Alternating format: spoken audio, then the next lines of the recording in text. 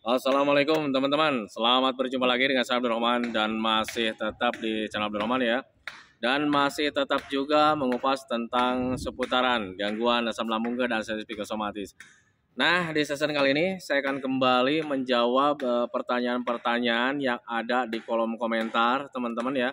Nah, makanya bagi teman-teman yang merasa bertanya di kolom komentar di video yang kemarin, tolong tonton videonya sampai habis, jangan di skip biar kalian nanti mengerti, biar kalian nanti paham, dan ketika mengerti dan paham, kalian bisa menanganinya dengan mudah. Nah itu teman-teman, makanya tolong tonton videonya sampai habis, jangan di skip.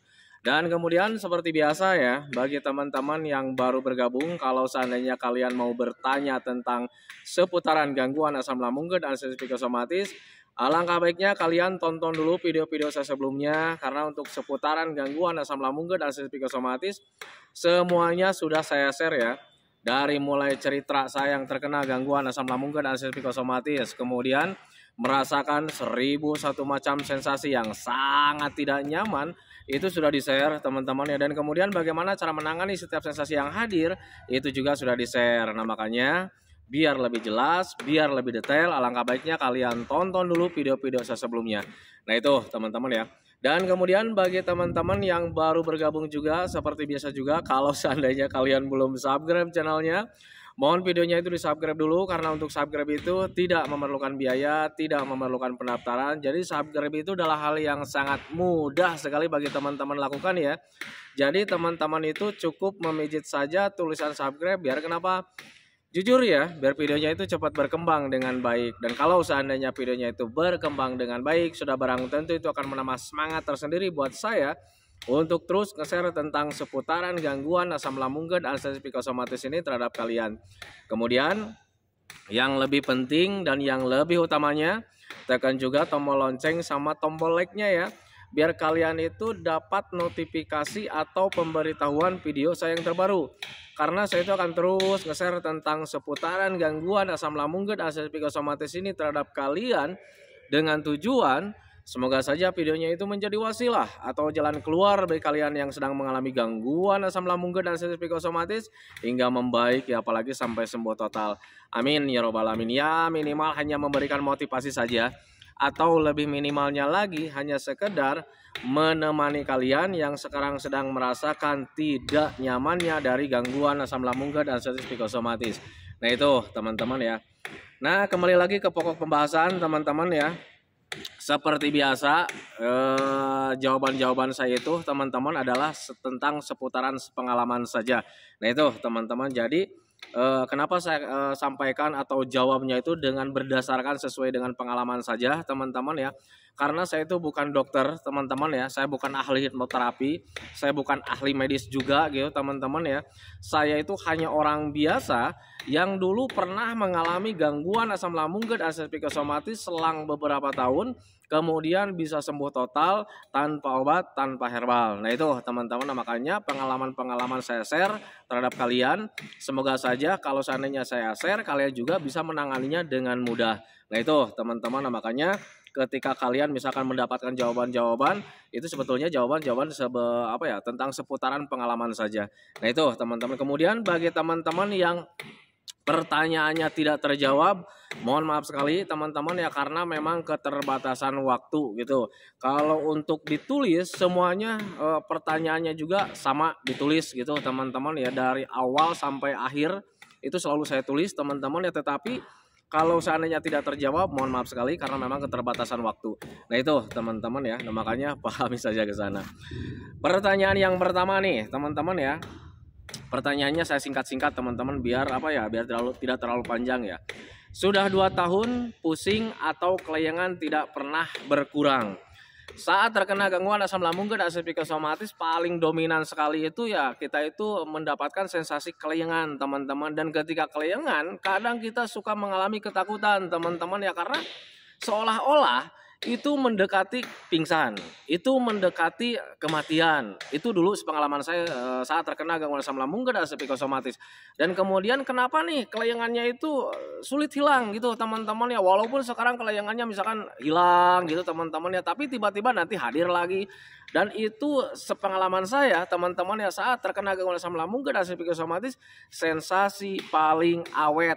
Nah itu teman-teman, jadi sensasi paling awet itu selain dari kelayangan atau pusing teman-teman ya, itu ketakutan, cemas, itu paling awet gitu teman-teman. Walaupun misalnya kecemasannya itu sudah mulai hilang gitu teman-teman, tetapi pikiran tentang kematian, pemikiran tentang ketakutan itu masih ada. Nah itu teman-teman ya.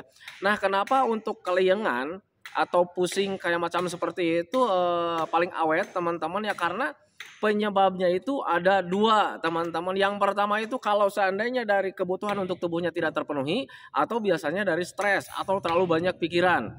Nah itu teman-teman ya, hubungannya seperti apa? Kalau seandainya sedang terkena gangguan asam lambung nih teman-teman ya, pencernaannya sedang tidak benar, sedang tidak betul, sedang tidak baik-baik saja, sebanyak apapun kalian mengkonsumsi makanan-makanan yang banyak vitaminnya teman-teman ya, nilai kebaikan dari makanan tersebut itu tidak terserap sempurna oleh tubuh kita. Alhasil ya sudah pasti ya, kebutuhan untuk tubuhnya tidak terpenuhi, kemudian keseimbangan tubuh bisa terganggu, dan akhirnya sensasinya itu kayak macam kelayangan.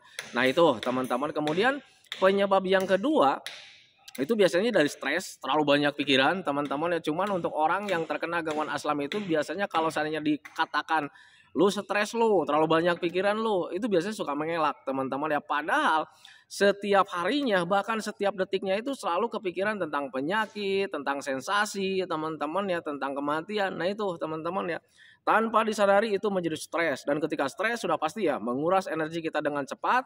Alhasil ya sudah pasti kebutuhan untuk tubuhnya itu tidak terpenuhi. Kemudian nanti keseimbangan tubuh bisa terganggu, dan akhirnya kelayangan, pusing dan sebagainya itu suka hadir.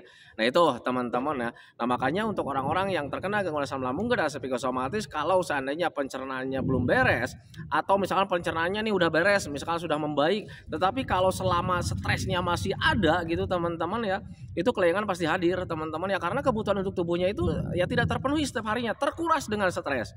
Nah itu teman-teman, makanya usahakan bagi orang-orang yang terkena gangguan asam lambung dan psikosomatis, ketika kalian ingin menangani kelayangan, usahakan gimana caranya nih supaya kebutuhan untuk tubuhnya itu tetap terpenuhi. Sering makan, kemudian hindari juga pengurasnya. Seperti apa? Stres, terlalu banyak pikiran. Hindari seperti itu. Nah cuman untuk menghilangkan stres itu agak sulit, tetapi kalau misalnya kalian paham, itu kalian sebetulnya mudah teman-teman ya. Apa itu solusinya untuk menghilangkan stres?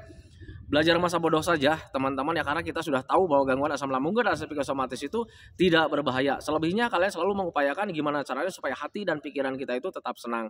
Nah itu teman-teman, makanya pahami saja ke sana. Nah kemudian selanjutnya, tiap hari kepikiran sensasi. Nah itu teman-teman, jadi ketika orang yang terkena gangguan asam lambung dan psikosomatis, setiap harinya itu selalu kepikiran tentang sensasi, tentang penderitaan, tentang rasa tidak nyaman teman-teman ya. Kenapa bisa seperti itu?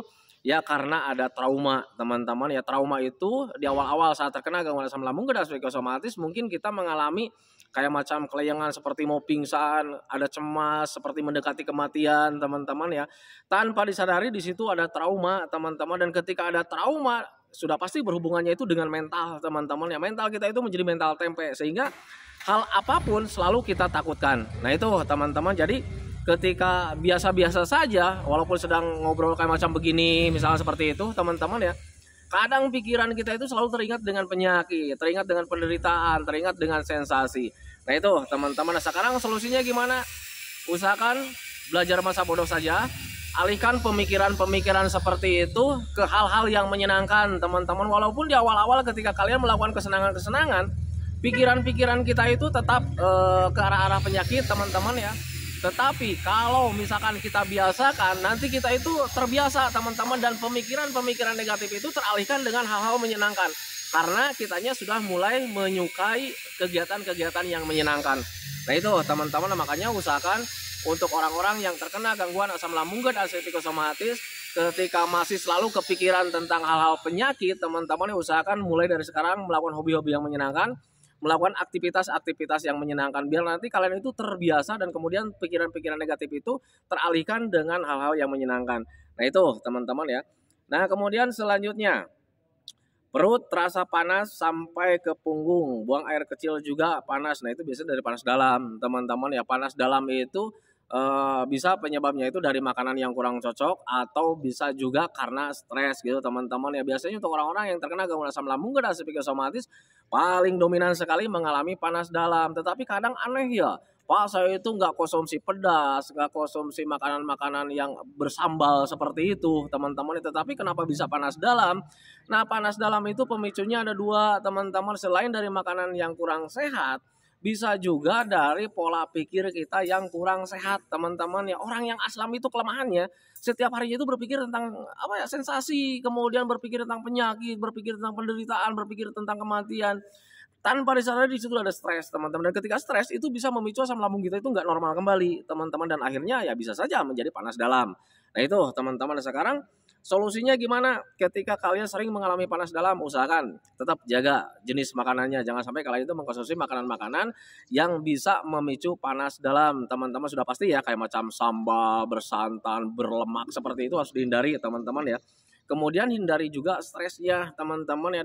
Kemudian kalian juga usahakan ketika menjaga panas dalam, usahakan bantu juga dengan sering mengkonsumsi makanan-makanan yang bisa menurunkan panas dalam. Apa itu?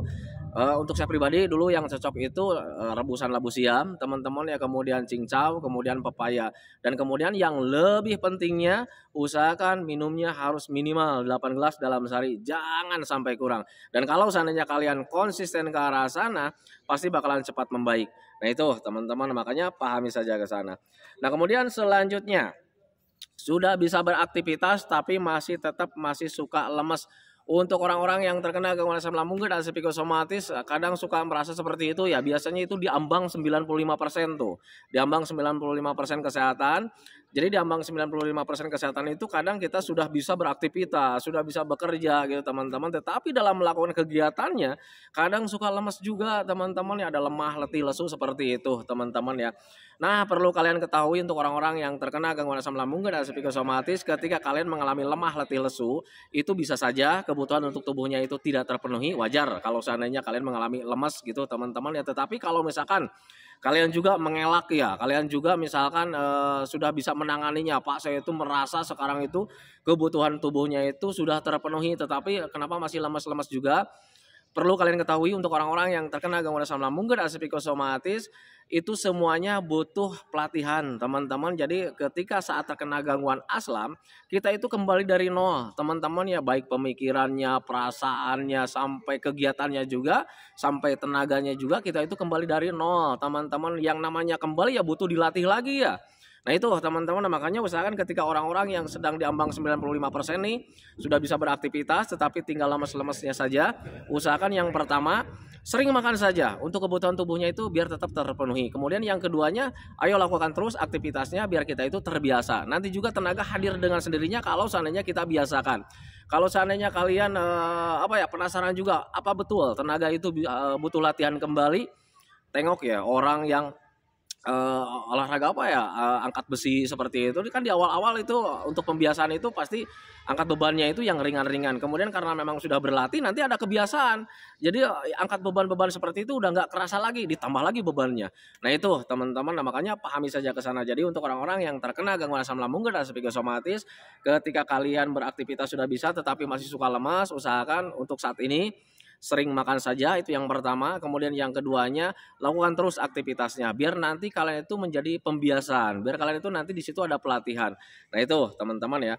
Nah kemudian selanjutnya, BAB panas seperti sudah makan sambal padahal tidak. Nah ini sama ya, pertanyaannya itu dengan yang tadi, perut terasa panas itu biasanya dari panas dalam teman-teman ya. Kadang kita merasa heran nih, BAB saja panas padahal kita itu nggak makan sambal seperti itu ya. Orang aslam kan harus bisa menghindari sambal, tetapi kenapa sudah dihindari tetapi BAB-nya juga terasa panas? Itu dari panas dalam teman-teman ya. Penyebabnya selain daripada makanan yang kurang sehat, bisa juga dari pola pikir yang tidak sehat. Nah makanya tangani saja itunya dengan cara seperti apa? Belajar masa bodoh saja. Karena gangguan asam lambung dan psikosomatis itu tidak berbahaya. Yang penting kalian jaga jenis makanannya. Kemudian mulai dari sekarang selalu mengupayakan gimana caranya supaya hati dan pikiran kita itu tetap senang. Nah itu teman-teman ya.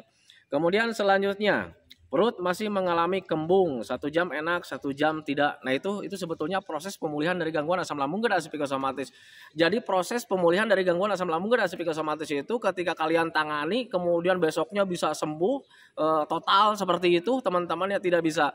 Sepengalaman saya dulu saat terkena gangguan asam lambung dan psikosomatis, proses pemulihannya itu suka hilang timbul, teman-teman ya. Hari ini membaik, mungkin besok tidak. Nah itu teman-teman. Kemudian 1 minggu kita membaik, dalam 1 minggu itu ada aja 1 hari 2 hari yang membuat kita tidak nyaman. Kemudian selanjutnya nih 1 bulan kita enak, atau misalkan 1 tahun nih kita sudah enak.